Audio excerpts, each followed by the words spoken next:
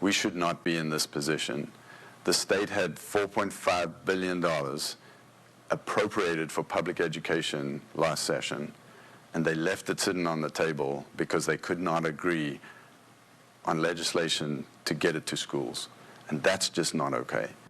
Now, school districts like Leander ISD say its families are the ones paying for it. It's very difficult for us. Obviously, we are doing the best job that we can with the resources that we have, and we will continue to do that because we are public school. To make ends meet this year, the district dipped into savings. It's now facing a more than $34 million budget deficit. So next school year, it's cutting about 215 positions across the district. That includes dozens of teachers, assistant principals, counselors, and more. It will help save about $17 million. These are significant changes.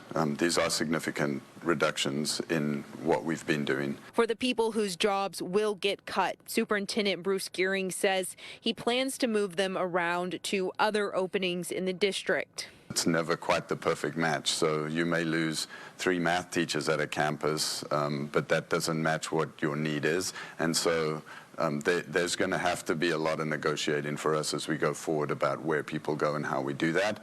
But that's why we've given ourselves as much time as possible to try to make that as smooth a transition as possible. Gearing says there's a lot of reasons why these cuts had to happen.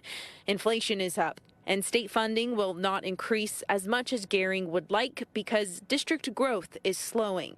The federal government will also take away its $1.5 million in Title I funds. Not to mention, lawmakers haven't increased per-student funding for public schools since 2019. And we can't do the same thing again this session. We have to fund public schools.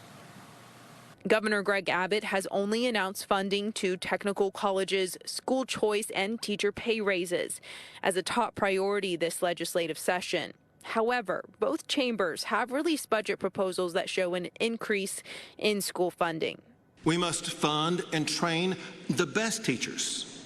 That starts with giving our teachers a pay raise this session. Until public schools get the funding it needs. Gearing says Leander ISD will have to learn how to do more with less. Whenever you take any of that away, it's going to feel like a loss, right?